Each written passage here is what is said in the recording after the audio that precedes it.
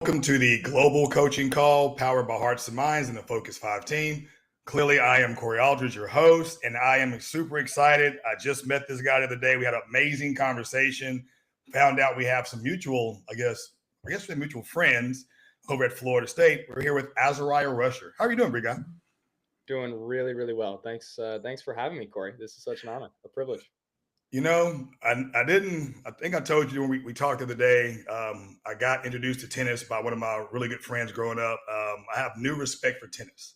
It's one of my favorite sports because just like golf, because it is an individual sport where, unlike baseball, sometimes you can be really good, but you also get rewarded if you're good. And so I do look forward to coming out to watch you play. Yeah, definitely. Based out of Tallahassee, and tennis is definitely making its way in college sports. You've seen a lot of growth, and it gets exciting. It's usually called the gentleman's sport, but with college, you can get a little rowdy, and it's fun. It's interesting. The points are good, and it's physical, and it's a high level. So I'd be curious to see your thoughts at a live match. I've been to one live match. I think I told you the other day. One of my friends, he's a tennis coach. He coaches tennis Sangren, and I went to one of his matches early on in his career, and it was definitely a lot different than I expected. It's kind of like my first golf match. I expected it to be maybe a little stuffy. It was full of action, nonstop. Parents are intense. It was awesome.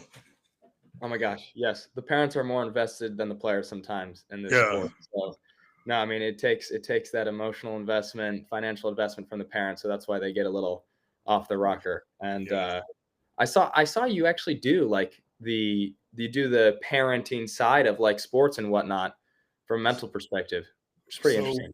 yeah, part of my job, I love hitting, right? So I love the act of hitting. I played baseball for a long time, but we kind of talked about it the other day. But I'm my biggest thing now is I've been through all the trenches and trials and tribulations of baseball, the goods and the bads, and I'm trying my best to help parents and the kids navigate through the process of just playing at a higher level, whether it be college baseball or pro. And you know, one of the things I say a lot is sometimes adults, not just parents, are still 12-year-old kids that have jobs, and you have to be psychiatrists, psychologists, and therapists to a lot of people. And I enjoy it sometimes. Sometimes it's very comical, but I did see it, and I've seen it a lot of times with tennis. It's amazing.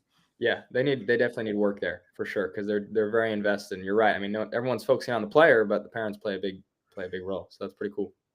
So we talked the other day. I did one thing I did not ask you. How did you get involved in tennis? It's a good question. I mean, I may have mentioned, but my brother's name is Agassi, Yeah, and my dad, he loved tennis. Like he just loved tennis growing up. He played in high school, a little bit in college, could have made the team where he went to school, but decided not to. And I think once he had my brother and I, he was like, all right, he wants his boys in tennis. And so when I was 4 years old, we moved into a house in New Hampshire, yeah, where there was a court in the backyard.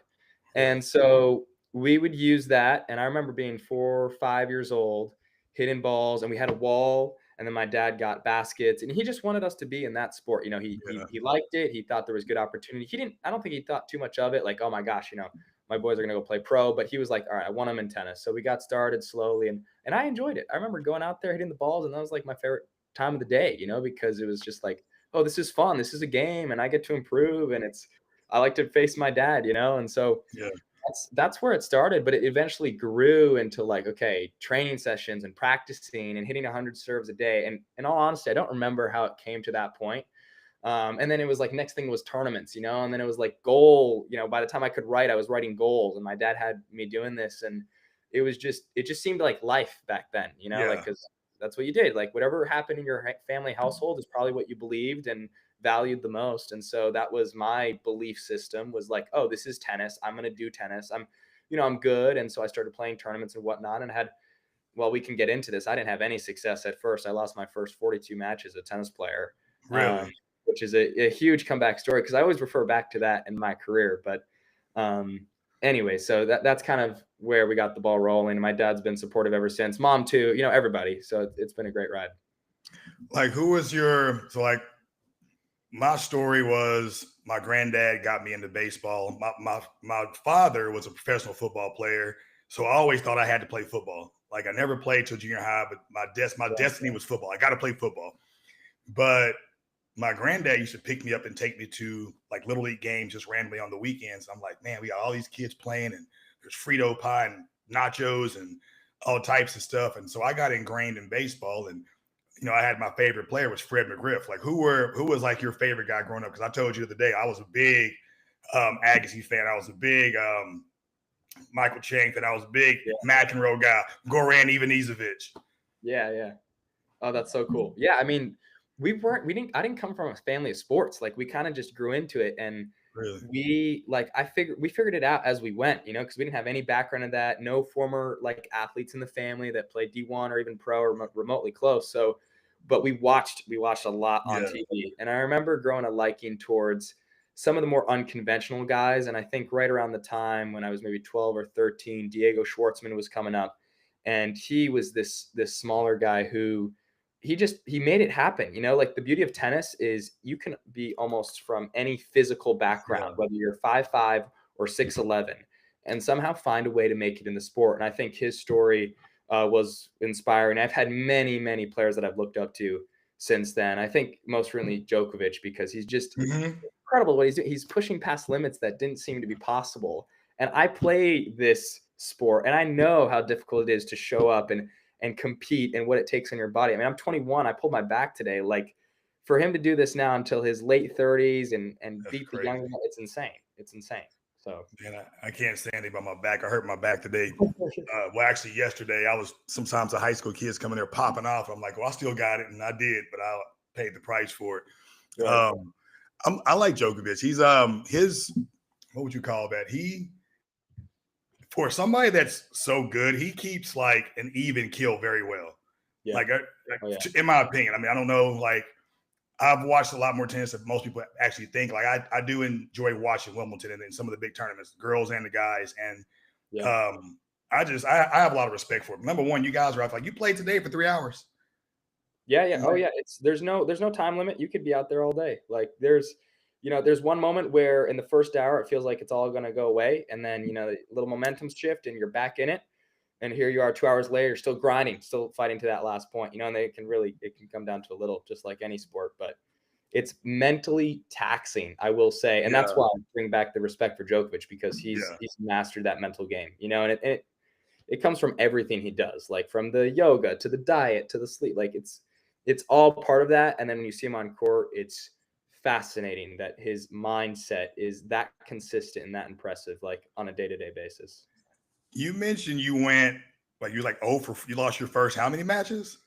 So I lost my so all right, at the beginning of the week, I won my match, but I wasn't feeling good. When you win and you're like, all right, I got by. I didn't put in my best game or effort today. And so I was like, all right, that's good. But I was fearful going into the next match because I knew I didn't have maybe the game or the resources to beat that Yeah, next opponent. And so I lost my next two matches, and I got into this stress mode, this panic mode. And somehow, some way, with the help of Dave and some other great mentors, I mean, I could speak on community and people being the yeah, backbone of all my success all day long. But he just kind of got me right in the head of like just focus on the controllables. And I actually had a list right here, like a sticky note that I took yeah. on court with me. Like, hey, let me focus on these 4 things today. So I did them well on what was it, Friday? I did it well on Saturday, did it well today, and I get to walk out of the tournament feeling really like, oh, okay, I did the controllables well, and that's the best feeling. So you said when you first started, like you said, it didn't start out the way you wanted to start. You said like when you first started, like as a young age, you said you struggled a little bit. Yeah, I did. That's right. How do you? So again, I train kids a lot, and how do you keep pushing to do that? Because I mean, I know we as young kids we get out there, we want to play, it's fun, and then we want to win, we want to compete, but then it's like, man, I'm getting my butt kicked out here. Like, how do you keep pushing like that? Was it like your family circle? I would I think the circle's important. I Yeah. would say are there were and are so many times where we've wanted to quit, we meaning the team. I've had conversations with my dad like, "Hey, do we stop doing this? Like, do we Mhm. continue pushing on?" And this was prior to college, and I can't imagine. I mean, Florida State, D1 tennis, it's changed my life. So to think back and be like, "Wow, we were questioning in that moment whether to continue or not," is pretty crazy. But if I had to put something on it, like continue pushing forward is we knew if you put in that work and consistency and you keep showing up, and luckily my dad and mom had a good background and work ethic, and over time they became successful from, they had mediocre backgrounds, even on the lower end, and so they pushed through that adversity and made it eventually. I think some of those habits were instilled in me, and it's like it doesn't matter how much you're losing, and of course easier said than done Yeah. emotionally, showing up. And it's the same thing with this week. I'm panicking. I've got this ranking I've got to uphold, and this is the first time in a team captain position. You want to perform, and you get ahead of yourself. But it's like going back to the basics. If you stay up, you show consistent. I've done that for 16 years now as a tennis player. It's worked out okay. It's worked out okay. The one thing I'm finding out, and I played 18 years of ball, and I've been interviewing guys, over the past few months, and I've had a Hall of Famer, Super Bowl hero, an MVP of the Toronto Blue Jays, and all you guys are saying the same thing. You guys had great parents making sacrifices, parents being, having a good, I would say, help circle around you, accountability circle, or people making you responsible for your actions. And I feel like that just goes a long way. I mean, you told me about just your parents moving all the way from New Hampshire all the way to Florida just to give you a chance. Yes. Yes. Yeah. I mean, the team, and it's been my parents, but it's been other mentors. I mean, my dad kind of sent me off to Argentina at 15 to go train because, like I said, we didn't know what to do Yeah.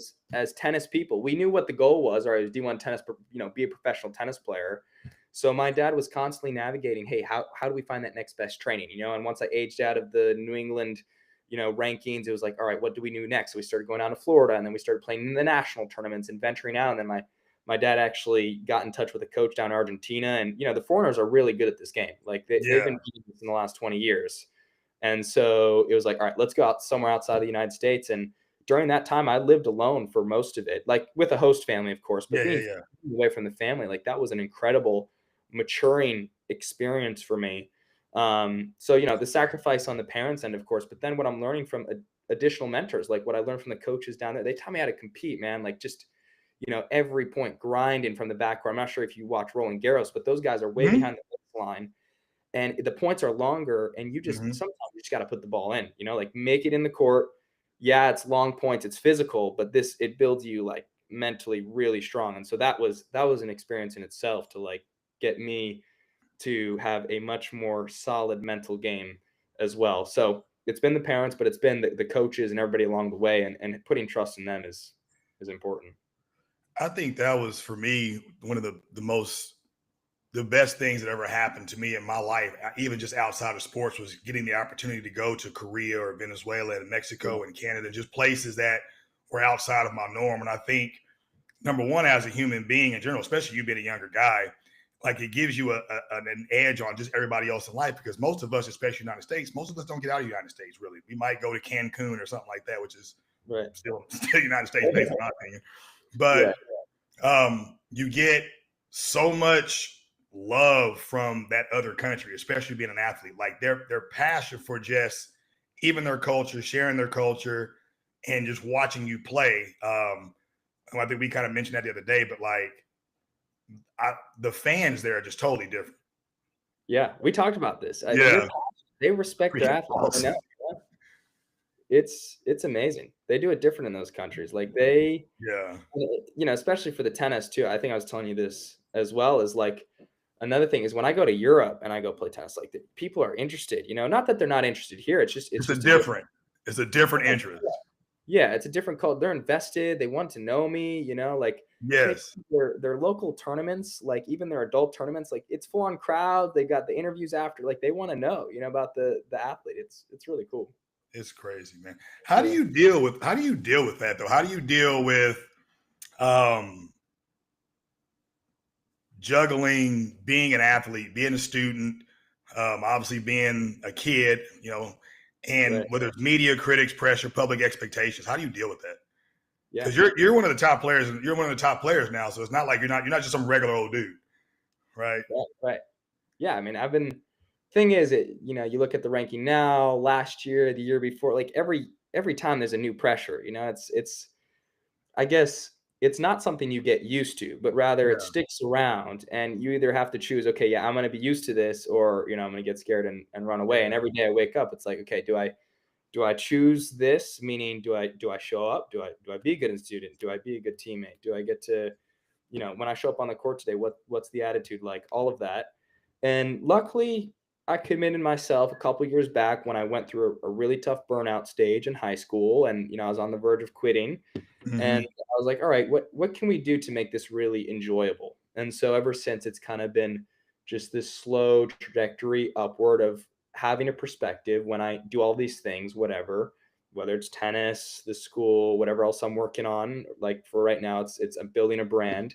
Hmm. Um, that you show up and you give your best effort, and that's all you can do. And I think what defines like maybe the difference between a championship or a championship mindset effort and an effort like status quo effort is your passion that's Hmm. involved. Like I want to play tennis, I want to love tennis, I want to be here at school and love what I'm doing. And so whether that's a major or the people that I'm surrounding myself with, because that passion probably goes a lot further than just like motivation. You know what I mean? Like, Yeah. oh, that looks cool, let me jump on that, but then shy Yeah. away from it. So So the one thing that I see now as far as youth sports, and I had to deal with this one time, or a lot of times actually, is that a lot of us get caught up in numbers, rankings, what the coach is thinking. And I know that I was drafted at 17, got to pro ball, was a huge prospect, had a bunch of injuries, but there was a time where when I got to pro ball, I didn't think about numbers or averages, things like that. yeah, Like I really just went out and I was like, man, I want to hit a home run. I just want to go compete.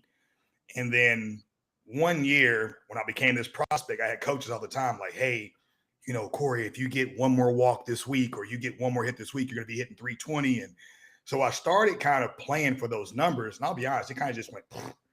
And for like a couple of years, and I had some injuries, which is even worse, which most of it. But I got to where I was going to the park and I was like, man, all right, if I get 2 hits today, I'll be hit. Like I went out there every day playing for those numbers. And then finally, man, after my one of my biggest surgery I had a coach that said, dude, why are you here? And I was like, what do you mean? He goes, like, when you first got drafted, he goes, what did you play for? And I said, I just wanted to hit a homer, bro. I just wanted to crush the baseball. He goes, right, well, right now you're playing for numbers and status and all these things. He goes, and you're not playing the way you should play. And from that point on, he's like, dude, go strike it if you want to strike it. He goes, but get back to, he always said, dance with the one that brought you. So go back to what you came in here with. But like, do you ever find yourself in that battle of like, okay, I got to maintain this, I got to do this, or is it easy to separate and just say, I just got to go beat this guy? yeah. Oh my gosh, that is so well said. I mean, that's what I was dealing with this week, because this is my Yeah, first with the highest ranking that I've ever had. And man, was it like, it was a struggle mentally. And I had to get back to like, exactly, why am I doing this? Like, yeah, what I'm telling for you. anybody? I'm reading, I just started this book. It's called Inner Excellence. And I tell you what, just in the first 10 pages alone, it's been a parallel to how I approach the rest of my semester, right? So coming into the semester, junior year, there's not too much pressure, expectation. It's fall, it's not our season. It's a moment to prove yourself. And I kid you not, every time I walked on court, what I was thinking is like, how can I make this experience the best possible? Like, how can I bring Yeah, like the best out of me and the opponent? Like, how can I make the tennis entertaining? Like, I would, I'm a man of faith, so I just ask God, hey, let me entertain today. You know what I mean? Like, let yeah, me be entertained. I've got this gift of sport, the best I've ever performed in my entire life. Like, I'm talking like 5 or 6 tournaments in a row. Now I enter this tournament, the numbers are getting into my head, right? It's on social media, it's whoever's talking about it. And I start to falter a little bit, right? In the beginning of the week, yeah, there's some losses that you don't expect. The game doesn't feel right. It's like, oh my gosh, I gotta maintain the results, the stats. And then once I was able to reel it back in and be like, okay, why am I doing this? I want to bring out the best game in me, the opponent. This is sport. This is game. I get to do this like for fun, essentially, and almost getting yeah, paid. I was like, dude, this is too good. Let's put it back into perspective. And of course, you have to build. And when you're hitting or you're playing any sport, that zone feeling. That's tough to get to. But when you put all these yes, practices where it's systematic in a way, you know yourself, then you can get there, I think, on a consistent basis. And much easier said than done. I know there's going to be future moments where for hmm, sure I'm gonna be upset, whatever. I know there's gonna be times where I'm gonna probably have more bad losses, but that's something you just accept. I think as you kind of grow old in sport, eventually you come to terms with. So yeah. I think that's like what you said. It's perfect. I think like, and I know when I have younger players that are dealing with performance and things. And a lot of times I'm worried about messing up. I'm worried about this, the coach. But it's like sometimes it's like even professional players, sometimes it's like taking these guys back to like being a little kid again and just truly just going to go try to have fun. Yeah. Because either you're going to win or you're going to lose. It is what it is. But it's reason I retired. I wouldn't say I retired early, but I had a few more years to play. Is just because it kind of became not fun anymore. I had injuries and dealing with like contract stuff, and I'm like, man, I'm not playing for the right thing anymore. And I had all my own things that were going on, and I'm like, but I'm telling you, like when I get certain guys to tap into just like home run derby in the front yard, just playing with your friends, and putting certain things in perspective of it's not about winning, losing, getting a hit or striking out. It's just, can you go out there and have fun? Like you said, entertain. Yeah, exactly. That was badass, actually. Entertain. I like that. I mean, yeah, that's what a sport is. You get the privilege to entertain and people be amazed by your skill set. It takes off a lot of pressure, and then it makes it for me, it makes it more fun. If I'm not out there with a smile, then I'm probably not doing it for the right reasons. Of course, winning's addicting too. Yes. Crazy. You know what I mean? Like, so when you get used to that and then you're doing it for the wrong, like it can all crumble real fast because you're chasing the wrong things. But then if you reel it back in and you enjoy the process and you enjoy the injury prevention and you enjoy, showing up an hour before to warm up and get your arm ready. Yeah.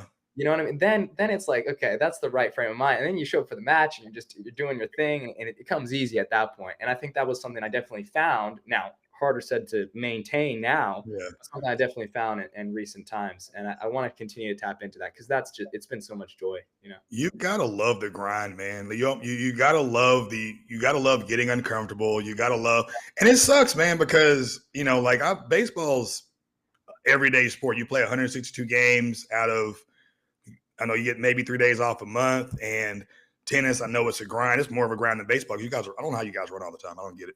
Yeah, there's but it's you have to enjoy that, because if you don't, there's nothing worse than seeing kids go to the gym or work out and skip sets or just kind of half do it. It's like you're not really hurting anybody but yourself, and you would have to enjoy that grind. Yeah, honestly, I'm trying to figure out if I were telling my younger self this, right? Like, let's say 17 or 16 years old. I'm thinking, because you eventually transition to this adult. If you're in college, right, you go from the high school grind where your parents are taking care of things, and then you're out on your own, and the statistics, like the numbers you mentioned, they're reflective of you, and I think that's a pressure that comes on really, really strong, especially if in high school, like, oh, you had your coach and whatever, and it was just kind of done up for you. To find a way to be able to give this mindset maybe to a younger self that isn't as experienced or mature, and be like, hey, it is all about fun at the end of the day. You know what I mean?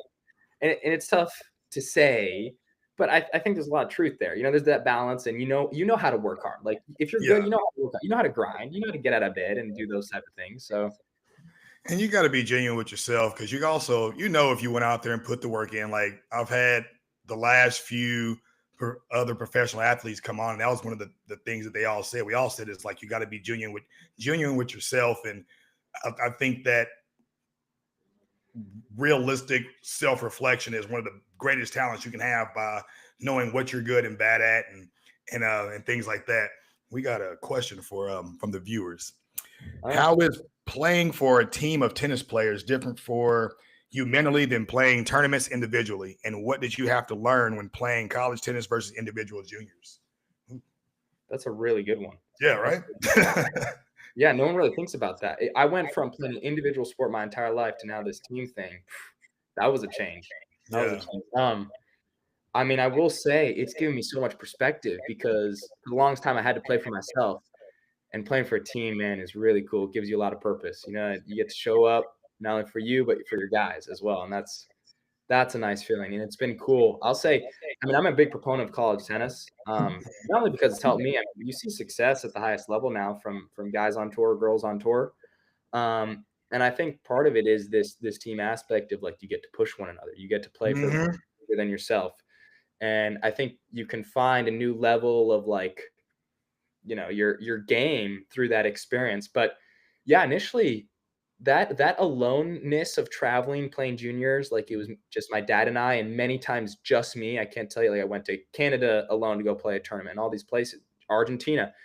It was lonely, and college tennis kind of brought the love back for me in the game. And I'm thinking, post college, if I'm gonna go play, you got to have a team around you. Like that makes it a Something, lot yeah.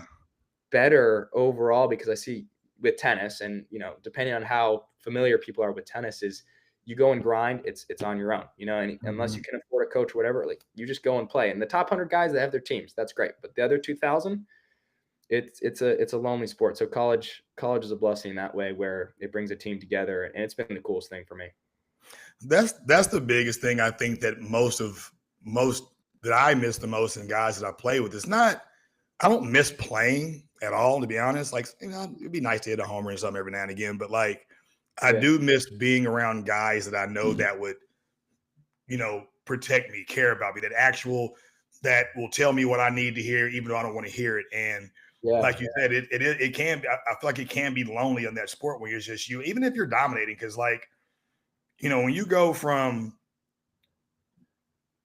to be a professional athlete, and it's tough. And we talked about it a little bit the other day. It's tough if you don't have good people around you, because there's always people trying to take from you. And there's always people, we talked about money there. There's people that's always, whether they're trying to scam you because you're young or something like that. And, you have an awesome head on your shoulders. But I don't think people realize that being a professional in any sport, it's not always the glamour and glitz. There's always internal battles. There's always trying to watch over our back of who's preying on us. And then, if you go out there and win, everything's great. But it's more than just playing. For sure. We got to get into that, Cory, a little bit, because with the NIL, it's kind of corroding some teams now. It's not the same where I'm thinking in your time. Damn, Oprah? That's what I was about to say. You're right. Yeah, you're right. Not too long ago, by the way. Yeah. Not too long. Like, we're talking 5 years ago. Yeah. That you went to college and you just played for the, what is it called, the logo or the mascot, you know what I mean, like the name on your jersey or something. You played for this right here, It's kind of shifting a little bit now with some of the money, and it's a little bit more narcissistic in a way, and I think that could, I don't know if it's positive, negative impact, but it's certainly impacting teams and how we go about it. So I'm a huge advocate for guys getting paid in college, because they make a bunch of money off you guys. The only issue I do have, we talked about it a little bit, is like I've gone to the University of Texas, and you got people out there with Lamborghinis and Ferraris and things like that. And I know for a fact, one thing I know about times that haven't changed is there are people that are out there trying to get you, whether it's women or financial advisors or whatever, people that know the best for you. And I really hope, and I know we talked about you, but I really hope that kids or schools or whoever else is, some kind of entity is giving you guys like heads up, or whether it be financial planning or something, because you're giving a lot of really young kids money. And I was 17 when I got drafted. I got a bunch of money at one point, and I was an idiot. And so like, but I'm just being honest, man. So like, but I love it because I want you guys to get compensated. But there is the negative. There is the more guys being more narcissistic, more selfish. It is kind of a me thing versus the team and things like that. So I'm sure you run into that with seeing guys that may not be as dedicated to the team as you are, but that's tough, man. No, yeah. I mean, it's interesting. The team aspect is still there, showing up, practicing, pushing one another, for sure. I'm more thinking, long term as well, because you were talking about how you cared about your guys, right? Like, that's what, you don't necessarily miss the sport or the day you have practice. It is that team aspect, and I think in tennis we lack that. So to now have this in college is really, really special. And obviously, I'd hate to see that go away, but I don't think that's happening, at least now. It's just the landscape is definitely changing. I think to have something in place with the increased responsibility, like you said, some increased educate or whatever it is, Well, you got a good bodyguard over there, Florida State, my boy Juice, so he can help you out. He's a big linebacker, man. He can help you out a little bit. Yeah, when you so you've been playing since you're like 4 or 5 years old, whether it be amateur, pro, things like that. Yeah. How do you deal with like maybe things aren't going great, confidence? Like how do you deal with maybe lack of confidence, and like what do you do to get it back? As of the last couple of years, I've been a big proponent of taking time off. Okay. Mainly because then it helps me realize, oh, okay, being in the game, being able to compete, being able to practice is more enjoyable than me not doing it. So Mhm. it creates this cycle of gratitude, and I function really well when grateful, excited to be there, all of that. I think for some other people it's different. Maybe when they're in their like angry phase, they perform their best or whatever. But Mhm.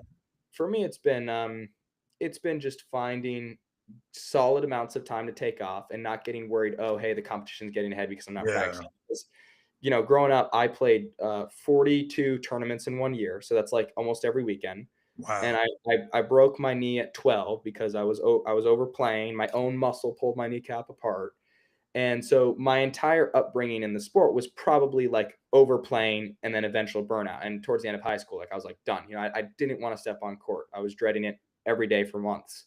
And so now the perspective is for someone like me who spent so many hours on court is okay, time off is key, and that just helps me be like, oh, okay, I can get back to this. I can enjoy it. I think that was the original question, right? I'm forgetting Mhm. now what you asked, Well, but just the confidence, like when you lose confidence a little bit, like what helps you get it back? But you taking time off, just kind of be able just to recharge the batteries, huh? yeah, definitely, definitely. If I keep trying to force it, like, oh, I need to find the confidence, more Yeah. matches, more, it's gonna go away. I'm gonna. But if I take a step back, it's like, oh, okay, 1, 2 losses, whatever. Let's get back to work, and then I find the joy in it. The confidence is gonna come back, and I've been through so many cycles now where I know, okay, yeah, I'll lose confidence for a month. Great, whatever. Just have a little reset. It could be time off. It could be no competition. It could be all right, let's set a goal and just get good sleep for the week. If there's some new routine in place, then I know it's going to bounce back. I can't tell you how many times I've been through the cycle of, oh my gosh, I'm losing confidence. I'm never going to play this good again. And Yeah. then the next year, I surpass that level. And it's just been the same cycle over and over. And if I knew this at 12, gosh, it would have been so helpful for me to realize, oh, that match will not matter. I'll probably forget in 2 weeks. And the rest of the world will before that as well. So, So I get to share the batting cage or the field sometimes with like I get pro guys, college guys, high school guys. High school guys are the funniest, but the one thing that I have conversations with is whether it's relationships or off the field stuff, whether it be friends trying to tug them the wrong way or girls or girlfriends, and I'm like, and I know for me, I felt that I balanced my time out pretty good because I didn't really. I loved girls; they were great, but I did like baseball a lot more, so I didn't really let many things kind of deter me away from that. yeah. A little bit. How do you deal with that? Because so you're at Florida State. I know what it's like over there. Oh, yeah. You're Hardest obviously you're professional. Like how do you deal with everything that's always coming at you? I'm sure there's girls and dudes and people. Just how do you do that? Yeah. No, I've put in my fair share. The girls here, there's tons of them. They're everywhere, Yeah. every which way you look. So, it's not easy, but I don't know. I've found discipline day in, day out to be more fulfilling. And I've been down that route. I've had a girlfriend. I've experienced what that means. And similar to you, I think I like tennis more. I mean, Mhm. it's done everything for me. You know what I Yeah. mean? Like now it's about what can I give back to the sport, honestly, because my whole life has been shaped around, wow, tennis has brought me this. Even the girlfriend, even the what's in my bank account Mhm. currently at this stage, like it's Mhm. thanks to tennis. So it's almost like a duty in my mind, and that's just how I operate. Of like, all right, this is my thing, and wherever it takes me, whether it's injury tomorrow and I'm out for the rest of my life, and I get back another way, or if it's on court, which I have the opportunity to do now, then I'm going to do that. And so I don't know. I've found something in me where I can operate and be disciplined and find the joy in that. And I know long term that is so much more fulfilling for me than the quick distraction here or whatever that's going to pull me away. And that's taken time to build, but I think it's just being real with myself. Well, like I don't know. That's being real with yourself is kind of what I was going to go with too. I see so many guys. This is even at the highest levels of sports, but we lose ourselves. And I think some people don't really. I see the more people that they've never had popularity at some point. They've never been, girls attracted to them. And all of a sudden, they get a little bit of money, and it's like all of a sudden, girls just pop up out of nowhere, like the Matrix. You're like, man, what is? I didn't have girls 2 years ago. What happened? Yeah, And they go crazy, and you start getting money, you go crazy. And when you have, I guess, bad habits, that money can tend to make those bad habits worse. And just, I get kids in high school now that because now they're good baseball players, whatever, all of a sudden they get a lot more attention. And so I have to kind of talk to some of these guys about that balance or what to focus on and what not, because I hate losing guys and girls, not just guys, but I hate losing players to popularity and attention. And Yes. they lose the focus on the purpose of what even got them that attention. Yeah. So that's crazy. No, it's so true. It's so true. And I'll just add on one thing there because I do see that a lot. And like I said, I was going down that route. The question is how do you reel it back in? Because that's so great. You know what I mean? Like you're right. You finally have the result. The deals are coming after you. The girls, whatever. And how do you like bring that back in? I just want to speak on behalf of like Juice, for example. And I love the guy. Same with Juice Robinson here. Like those guys are real leaders, man. Like, that goes above and beyond the game. And I'm just trying to think, how did they get there? And obviously they're solid dudes, but I think having something like, maybe faith in place, or if it's not your faith, then maybe it's something like just something grounding, that can bring you back. And I remember at the start of this semester, I have a like a sports psychologist, mental therapist. And I was like, hey, at the start of the semester, no matter what happens, the success, the ups, the downs, I want to see you every week to ground myself, just to be like, hey, I'm still human. None of this, whether it's going to be the high praise or the crazy losses, it doesn't define who I am. And so that's been helpful. I thought I'd share that. Yeah, so most of you guys don't know who Juice is. Juice Cryer, he's a linebacker for Florida State. So I used to train Juice when he played baseball, and we kind of have that connection. He's a great guy. I think a lot of his leadership, man, a lot of it is his faith for sure, because I know his dad very well, his parents. A lot of it's his parents, man. Like, that's true. He has an older brother, I think, that's with Golden State right now. I know he was in the preseason. He's got a world champ. He's a college national championship with Baylor. With Baylor, and I think he finished up with University of Houston. His brother did. But I just know their family, man, and I know how their dad treated them, made them train, he made them responsible for the results they want.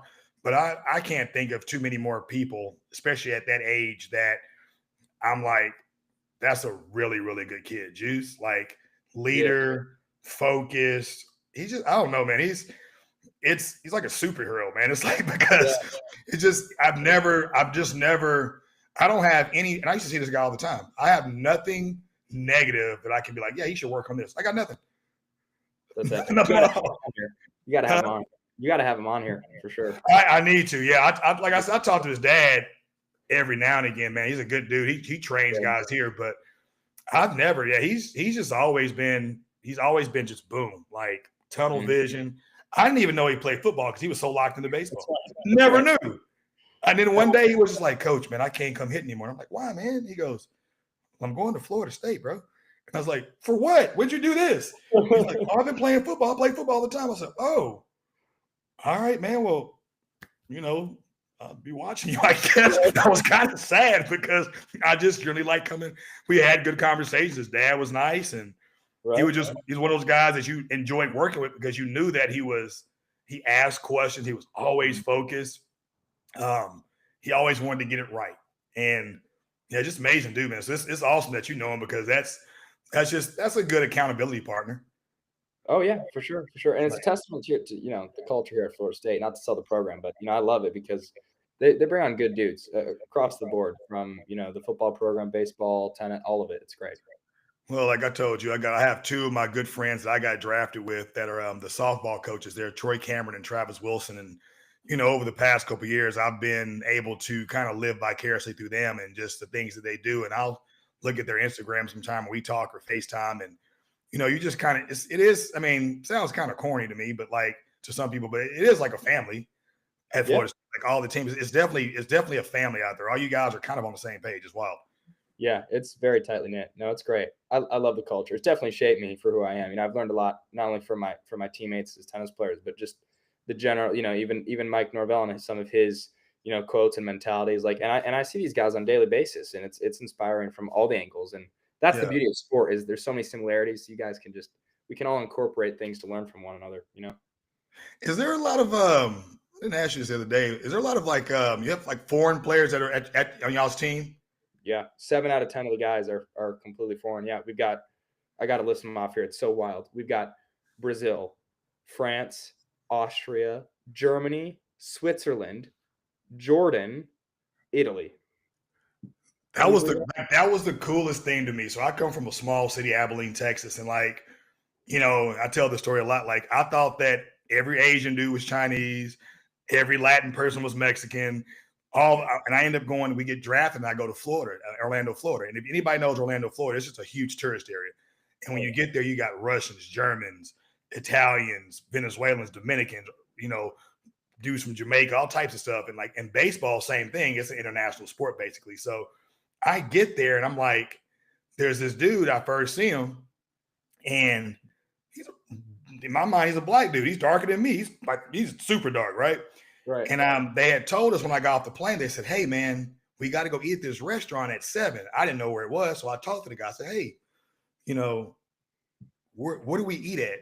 He's just looking at me smiling, and I'm like, "What?" And at that time, again, I'm 17 years old. I'm a little rough, man. I'm like, Mhm.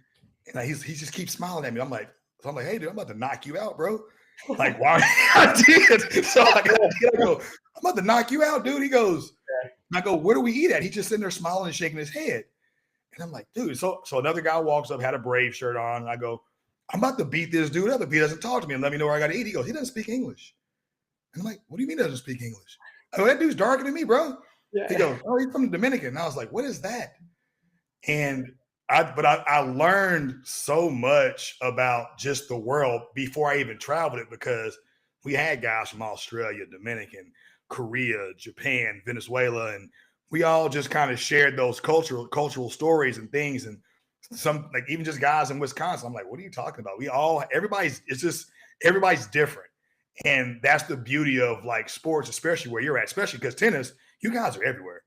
So Yeah. like the beauty of that is you get to experience so many cultures and things and foods and people and languages. And like, I hope you do take advantage of even learning those languages. Oh yeah. Oh yeah. It's fascinating. I did learn a little bit of Spanish in Argentina. Okay. But, no, you're right. It is fascinating. I mean, we've got a Jewish guy and a Muslim guy on the same team. Like they got to work together. It's incredible. Like you're breaking international barriers here with That's sport. Like crazy. that is the beauty of sport. You know what I mean? It's really really cool. And being in tennis, and I was blessed enough to travel, and I was homeschooled. And I tell people every day, my education was me traveling, getting to really travel Yes. the world. Like it just woke me up to a whole new level. And luckily it happened young. So then by the time I'm here at Florida State, like I've got an understanding, like, hey, we aren't the center of the world here in Florida. You know what I mean? Like there's Yes. places. And so that's shaped me, because I was homeschooled since third grade, and my education was just like me traveling to another country, figuring it out, Mhm. learning social cues, whatever it was to get by. And it was pretty cool. It's pretty cool. I try to tell a lot of younger guys, like when they get out of school, like before you make big decisions, like find a way to like go to just a different country, something random too. Like Really. get out, parents, if you can, take your kids somewhere, even especially somewhere you haven't even been, and just go realize that America is not the only place in the world, because some people don't get it. Like when I went to Korea, I was like, I got off the plane and I'm like, where am I at?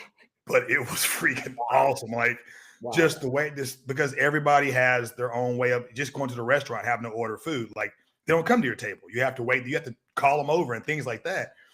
And being able to travel to all these places, I mean, it really gave me a new perspective, changed my mentality on how I view things, even just political views, things like that. Like things that I used to believe, I'm like, wow, maybe that's not it. And it gave me a chance to think outside the box and even just look at people around me totally different.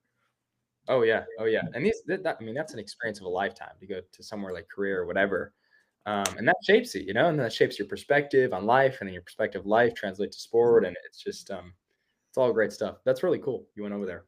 It was Well, awesome. I'm actually planning on. I hope so. I say that, but I'm trying to get back there. I still keep in touch with all these guys a lot. I want to go back to Korea, Japan, and then I'm trying.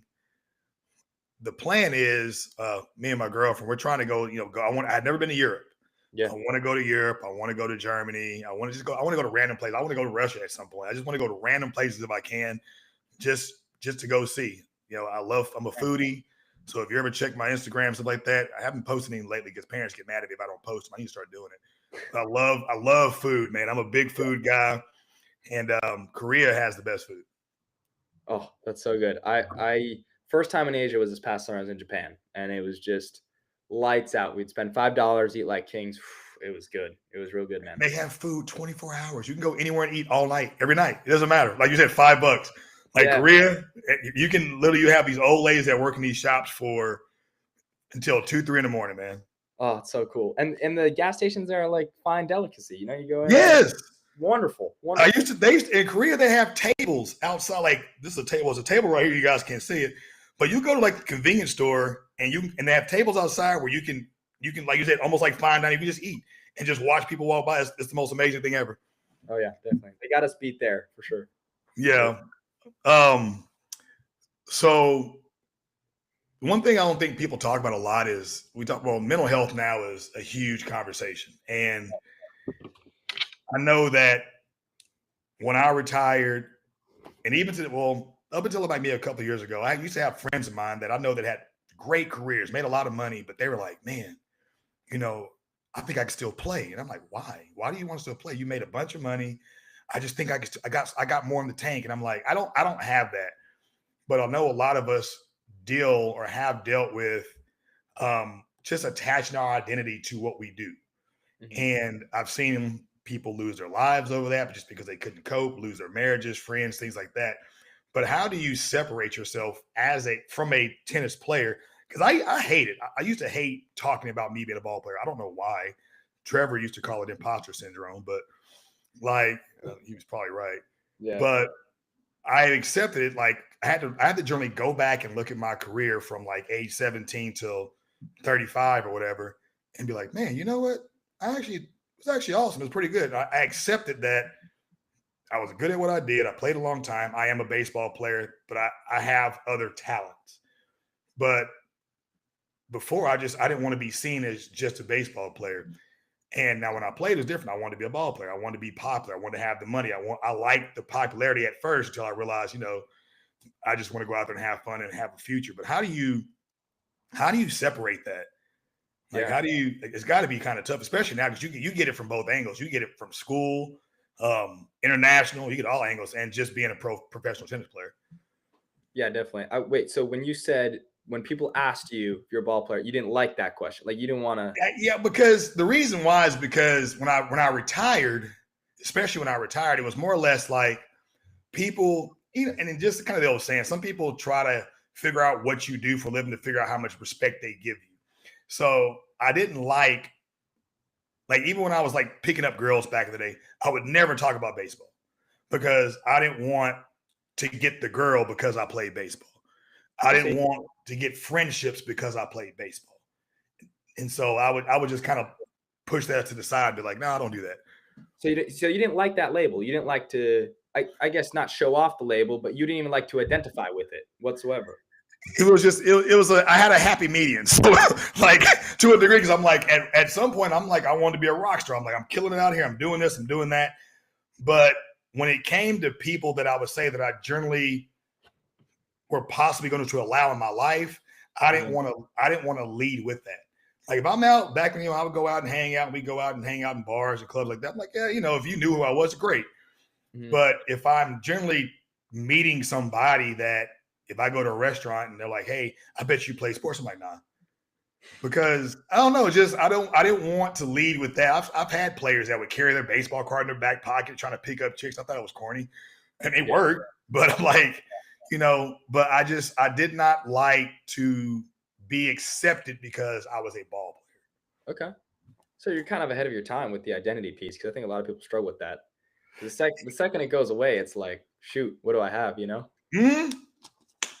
I think a lot of it was my dad, though, man. Like, because my dad, he was a professional football player, but he was the same way. He never really, even to this day, we don't talk about sports. We don't talk about football. Like when I was playing ball, if I talked to him during the season, it was never like, hey, Dad, I'm 5 for 5 today, or I'm hitting 300. He was just like, hey, you working hard, man?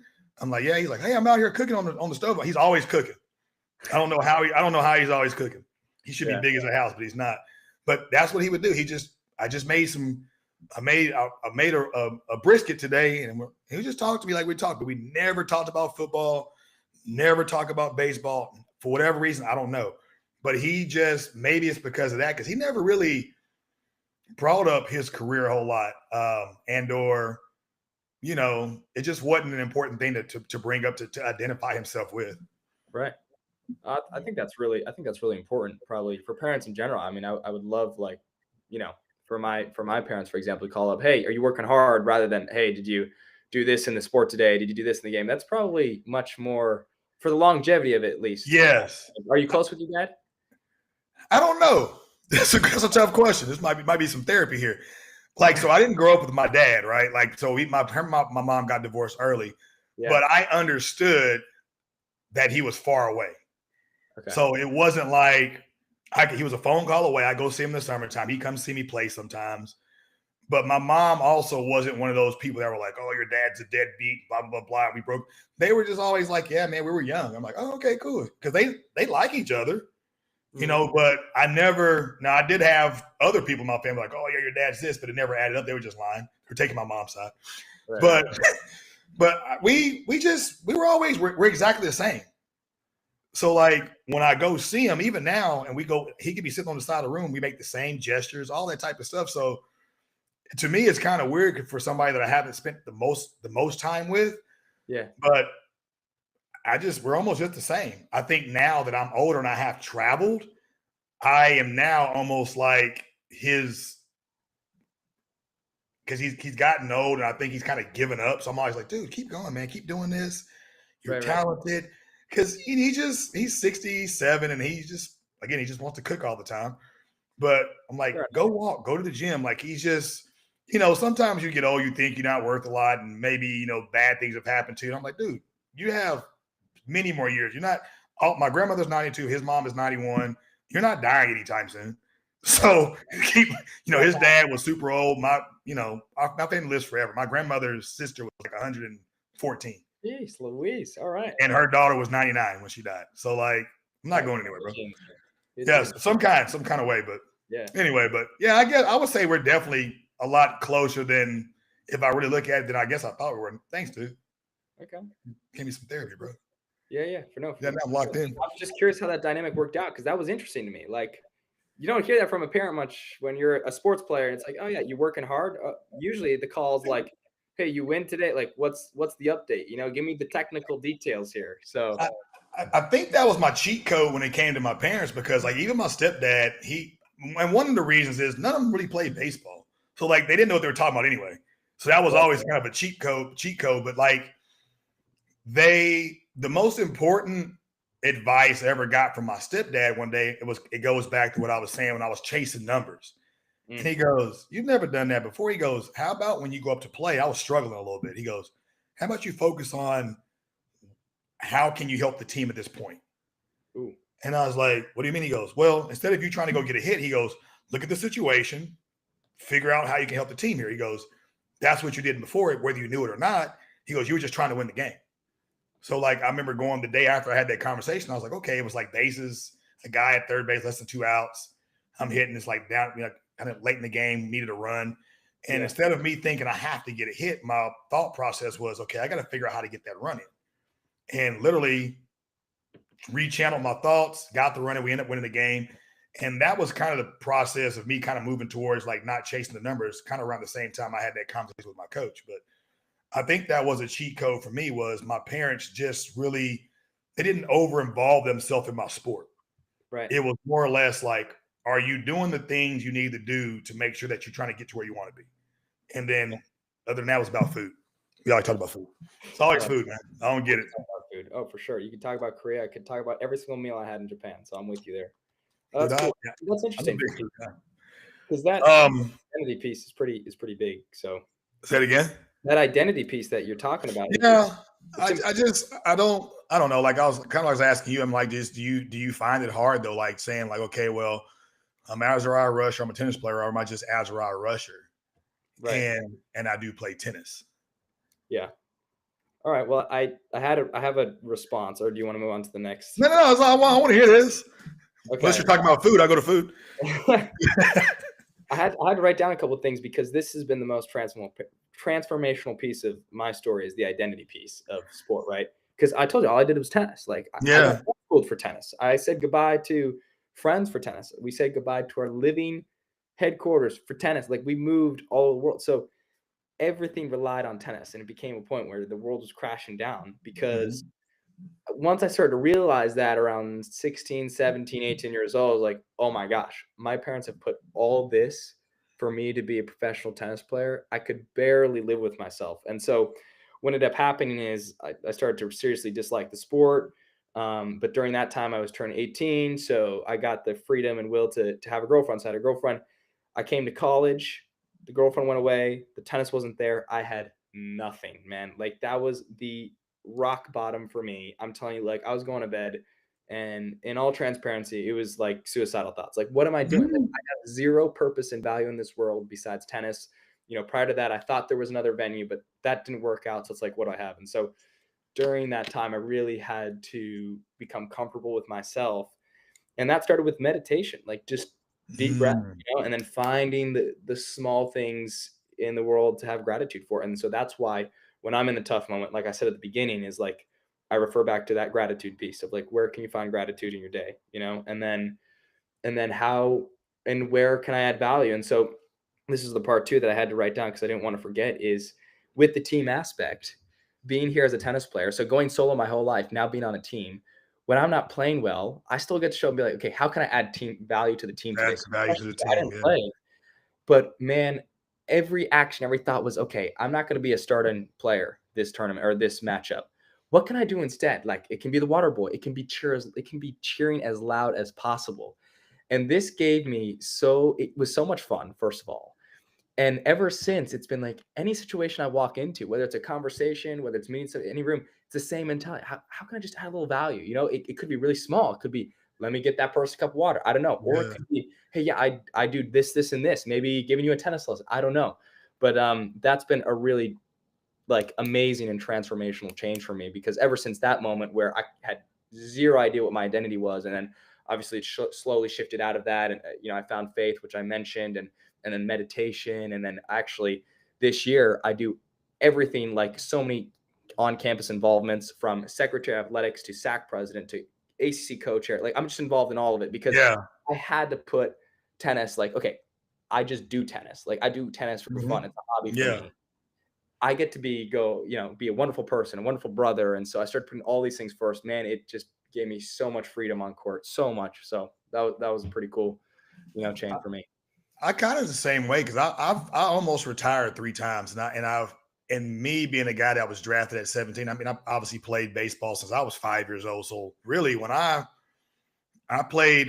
retired from baseball, I had already played professional baseball for more than half my life. So my life basically has been always around sports, and I really had to just kind of sit down one day. Even this is when I was playing because I was hurt, and like Cory, you'll never play again because I had a shoulder surgery. And I'm just like, wow. And I'm 21 or 22 at the time, and to the extent of having to like write down the positives and negatives. And I wasn't. I've had times where it was dark. This wasn't dark at that point, but I've had dark times where I'm like, man, I don't even know if I want to be here. Sometimes what is going on here? Oh, for And I sure. had to like just tell myself like, what am I good at? What do I bring to the table with people? And what really kind of kept me going for some reason is that I rarely ever act like how I feel. So like I could be having the worst day or the worst time. I remember going through my divorce a couple years ago, and it was terrible. Like and I've never experienced that much disappointment that bothered me so much. Mm, Whether like baseball, I'm like okay, 0 for 5, and there was some bad things happening in baseball, but that I put so much effort into that, and I was doing everything right, and it went downhill. And I was like, man, what do I do? And that was my identity. mm, And I really wanted to be married. I really wanted to have this family and all these things. And I'm like, and I was doing all the right things, and it went south. And I had to look back and say, okay, well, I'm good at this, I'm good at that. And because I didn't act like how I feel, everybody always thought I had everything together. mm. So people always in my DMs, like, it's like Dr. Phil, hey, what do I do here?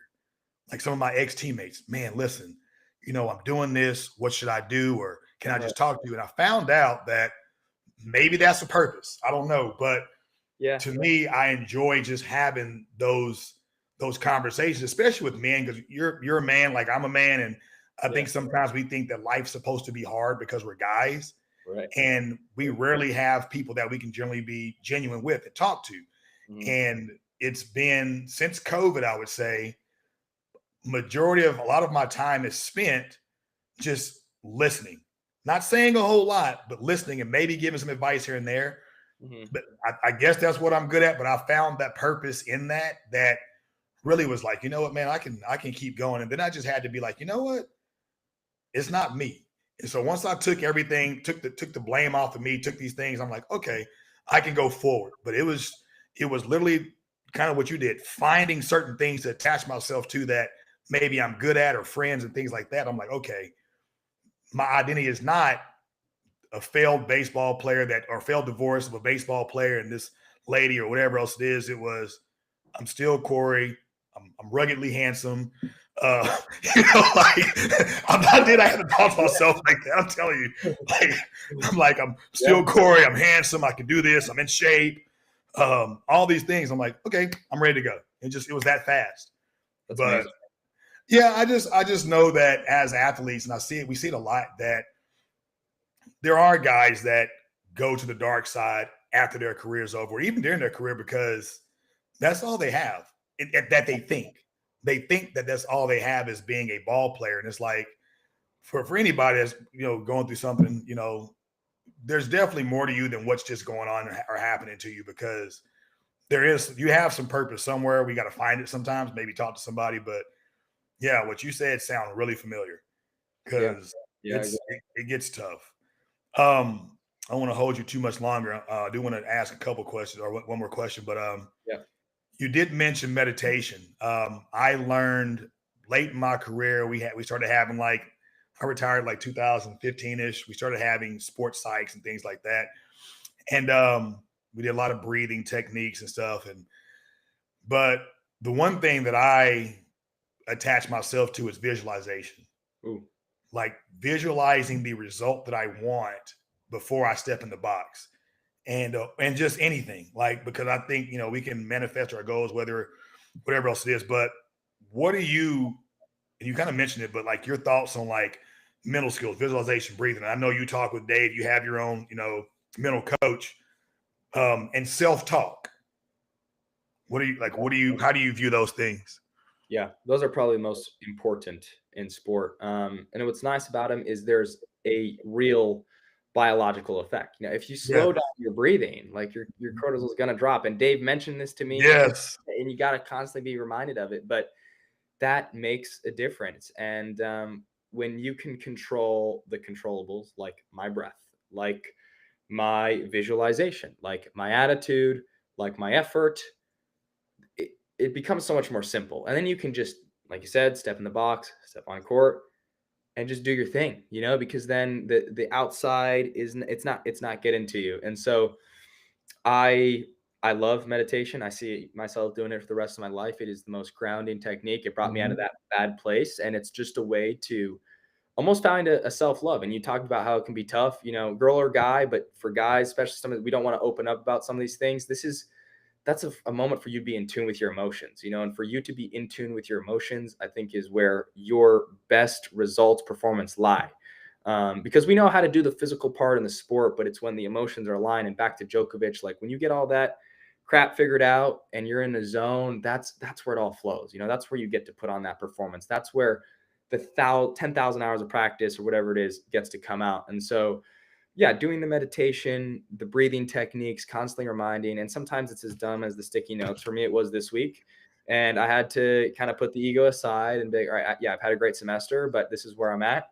Had to switch it up. I had to get back to the basics. I love doing a little yoga, and it just everything to be like, okay, how can I master the self? Because that's the hardest thing to do. And the beauty about it is it's you versus you. And I was actually just speaking with someone this morning about the inner game of tennis in that book, and I got to reread it, but it's you versus you out there. And it's honestly a parallel to life, because then you're dealing with stuff in life, right? Like you mentioned your divorce, and I want to know more about that and just how you overcame, because that's not. Hey, you got my number now. We can talk all you want, so you just let me know. Yeah, no, for real. But because that's probably, like you said, that's more of identity than it is sport. You know what I mean?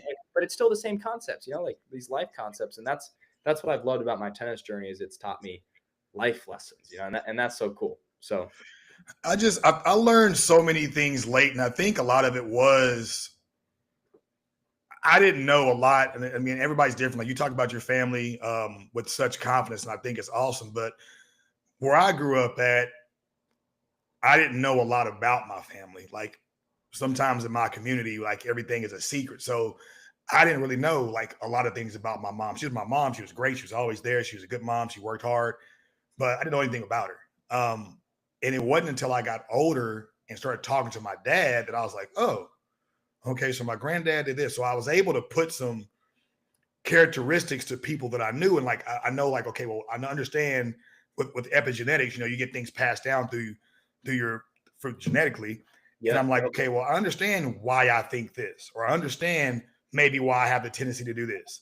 And we're not carbon copies of anybody, but there's always something that's passed down through somebody, and you get these characteristics. So when I was going through the divorce thing, you kind of want to know about it. Like I went to a situation that looked really good because I was really tired of being single, tired of random chicks.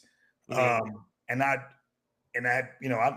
actually liked being married, and wasn't the best situation that, come to find out, but I looked past some things that I know I shouldn't have to make something work that I should have made work.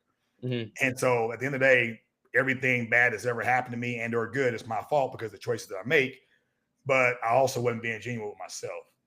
And, but, I say it a lot to you guys, sometimes when you're looking for something, you find it versus letting it come to you. And that's what happened to me is like, I was playing ball. Everything was going great, athletically, but I knew deep down inside, I'm like, I'm tired of being alone. I hate random chicks. I don't like, some of these girls are really nice. If any of you girls listen right now, you're nice. I got it. But, I wanted that. Yeah. I wanted that stability of be able to come home, have somebody there that's happy to see me, and just somebody that can be genuine with me, that would go as hard for me that I would go for them. And I created a situation that was okay at first, but I just knew the red flags were there that wasn't what I should have. And so like knowing my dad and talking to him a lot, I would say he helped me actually a lot kind of assess identity outside of baseball, because he gave me some family history lessons. He gave me something to attach myself to outside of I can hit a baseball a long way. So it was, man, this has been therapeutic, bro. This usually it's the other way around. No, this is good. I'm here to learn too, just like the rest of. Usually it's the other way around. And Trevor's always like, man, get these guys saying things. Yeah, what's going on? That's the point. I mean, that's the thing is, it's rarely talked also, like life beyond sport, So, no, and you mentioned things like with the family aspect, and I think I've been very lucky to have a family that's taught me some good things. I don't think everybody has that opportunity. Mm-hmm. But that's the beauty of like social media or platform or mentoring, is because you want to give back a little bit. And of course, I owe it all to my family. Like because I have that knowledge of, all right, they gave it all to me, I owe it all to them. They've mentored me in a way. So, but it's also good to hear your story, because you come from a different background. Like just because I'm saying one thing doesn't mean it applies to your life whatsoever. And it's interesting, and I think really important you bring up the personal life of things, because I've been reading and learning, like every human wants to be loved and wants to be known. You know what I mean? And it's like, even with sport, why do we do sport? Well, it's, you get to have this known part about you. Yeah. Like there's this status part. It's like, wow, because I can't tell you how many times I walk through the airport with my rackets and people are like, whoa, you play tennis? And I'm like, yeah. And that's an amazing feeling. I genuinely think like that's what we strive for, Yeah. And it's incredible. And so there's these parallels in life where, you do that on every aspect, and you do the same thing in sport. It's pretty wild. You mentioned like walking to the airport. So I'm not a small guy. You have never seen me in person. I'm not the smallest guy. I have very big shoulders. People think I'm a bodybuilder or a football player. Nobody thinks I play baseball. Wow. But I love it and I hate it. Like me and my girl will be out somewhere, and and people just come up and be like, "Oh man, can I touch your shoulders?" I'm like, deep down, it's cool as hell. That's deep down, but I'm like, man, because I don't know. It's just people, you know, it's one of those things where people think they're making they're the first time to tell that joke, like, "Oh, I bet you work out." Like, yeah, I do. Yeah. You know, so it's annoying sometimes, but also it's like, man, that's kind of badass. Like, it does make you feel kind of good. I'm not gonna lie. So I do. That guy. And so I know it's cool because I know it used to be cool for us just getting on a plane and going through. If we had to go through the airport, a lot of times we'll go through the private planes, whatever you want to call it. But people know who you are. You feel like you feel like what you see on TV because you grow up on TV watching these things. You're like, now you're that. So I think that's kind of awesome to me. But yeah, for me, it drives me nuts, but it's also kind of cool. I play it off as much as I can, but I'm not a small guy, so people see me and automatically put some label on me as, of course, I don't want to fight you. And I'm like, I don't even have 15 seconds to fight, bro. If I can't beat you up in 15 seconds, it's a draw. Yeah. You win, dude. But you're all right. I think though, I don't think people do realize, and this is from traveling, you might say the same thing, is we're all different, but we're all kind of the same too. Oh, yeah. Like a lot of us, we do, and as men in general, I think most men do want the same thing. We all want, you know, we're all kind of wired the same way. But I think as people, whether it's cultural or not, like I know in Korea, same thing. Like Korea, Venezuela, Mexico, we're all kind of the same. We have people in family we like, we don't like, we have problems, we don't have problems. We want to be successful at something. You know, we have bad habits, good habits. I don't think people realize that whatever side you're on, whether it be politically or whatever else it is, that we're still all kind of the same. Oh, and I think and with you, like you said, you had the Jewish dude and the Muslim dudes. I guarantee you, man, at some point they're gonna be so cool with each other just because they're gonna look back and be like, you know what, this is kind of silly. It happens all the time, man. Like, I don't know, man. Seriously, no, stuff. Last thing, man, if I'll let you go, but because I gotta come down and see because I want to hit some tennis rackets, some tennis balls. I gotta learn, but I want to get you in the batting cage, bro. I want to see what you got. That'd be real cool. The last time I hit a baseball was when I was testing out sports at 5 years old. So that was in the backyard. We had the tennis, we had the baseball, trying to throw a football. I was like, all right, it's tennis. Yeah, I need to come down. Like I said, I got a couple of good friends down there. They've been inviting me every year, and I just haven't. I don't take enough time off for myself, but I think with Trevor and them, I'll be doing a little more traveling, but I'm gonna get down there. Yeah. But what defines success for you?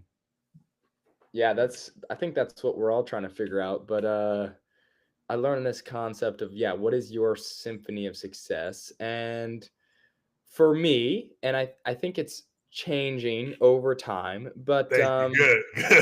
Yeah, it continues to change. And I think right now, I don't know, success is such a broad term, but I guess just aim to be the certain set of habits and beliefs and stay consistent with them. And you know, I'm a big family guy.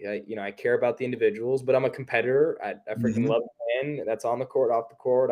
I like to be known as the best, but I don't even know what those things mean sometimes. So trust me, I get caught up in it. But if I had to put success as one thing, I guess living in fulfillment is really, really exciting. Like having a fulfilled purpose and everything, it's so invigorating. You know what I mean? Like to show up and wake up in the morning and be excited to do something. I don't think there's a better feeling in life. Or to go to bed and your mind can't stop racing because you're so excited about tomorrow. Like those days I look back and it doesn't matter like how much money I had or what I did or any of it. It's that feeling. And it's like, wow, that's sometimes what I try to chase. And I think when you're doing ideas or playing sport or conversing with somebody, you get to feel that. It could be winning, it could be making money. Like you can find that feeling in many different things. It could be, I'm a pianist actually. So, playing your piece perfectly for the first time all the way through. It's those feelings I think that we're constantly aiming for in a relationship. It's the same thing, to be that whatever perfect partner. So I would say that's a long answer, but. No, that's freaking actually the most awesome answer right now. I do like how you said, just waking up, excited to wake up. It's like every morning is Christmas, dude. Like when you're like a little kid. I think, and you said it right, it's going to always, I think for you, it's going to always change because life changes. Things that are important change. You get older and maybe you do meet a special person and all of a sudden now, like for me, I had a friend of mine that me and him didn't like each other for a long time, and now I'm like so jealous of him because we're good friends now. And he played a little baseball, he pitched a little bit in the major leagues, but I was on his Facebook page one time. We were talking. He's like, check something out. So I kind of looked down. I'm looking at him, and he has a business where he's a roofing business or something else. But there's a picture with him and his son on top of the roof. And he's like, yeah, my son wants to take over my business, and he wants to do this, and his other son kind of the same thing. And I'm like, dude, you're winning. He's like, what do you mean? Yeah. He's like, what do you mean? I go, he goes, baseball. I go, why do you care about baseball? I go, you played in the major leagues, you made it. Maybe it didn't go the way you wanted to. I said, but dude, you got a new wife now. That's awesome. I go, you got 2 kids. I said, all 3 of those people are super happy when you come home, right? He goes, yeah, we have. I'm like, you're winning, dude.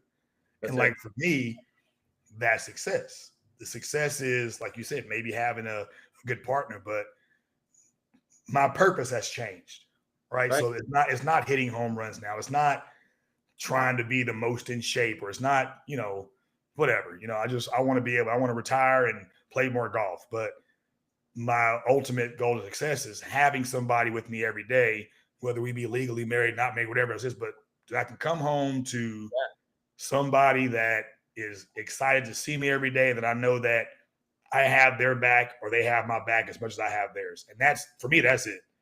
Oh, that's beautiful. That's well said. I mean, that's purpose. That's it right there. That commitment piece, it's amazing. That is a form of success. And I'll tell you what, with the mental health problems happening today, it's got to be because of this, and it's that constant 100%. God. That constant comparison, because we all have something that we can look at and be like, wow, that's my form of success. Like me right now, all right, whatever. I don't have a girlfriend, but you know what? I've got great people behind me, great family, great mentors. I've got this team. Like I'm a part of it, and that is cool too. And that is success. Me showing up and getting to be a roster spot on the Florida State men's tennis team of 10 guys total. That's success in itself. And you can always strive for more, but you know what? There's so many people I know would give anything to be in my spot. So that you got to look at it that way. And it's pretty cool. Dude, I'll be talking to you soon. I enjoyed it. And guys, I didn't say it. I've been locked into the conversation. Please download the Focus 5 app. I'm sure Jacob will have it in the chat section. But I got locked in, man. We went. He put some therapy on me, man. I got to go sit on the couch and go meditate or something. I'm gonna go call my dad. Be like, hey, you okay? I want to see what's up. Yeah, you working hard? Yeah, dude. But dude, enjoy it. Keep winning. Keep inspiring people. Tell my boy Juice I said hello, and I'm very sure I'll be talking to you soon, man. I wish you more than the best. Yeah, no, thanks. Right back at you, Cory. This was awesome. I think we hit some really good key points today. Some, further than surface level. So I appreciate that. That was awesome. Anytime you ever, I don't care. I don't sleep a whole lot. So when I had some pro guys, I'd get random calls at 12 o'clock in the morning. I'm like, and we do just let them talk, but anytime, man. But I do appreciate it. So I thank you. And man, I hope you have a great rest of the night and start off with tomorrow. Tomorrow's Monday. Enjoy Monday. We'll do. Every day's a blessing. All righty. Thanks so much, Cory. That was good.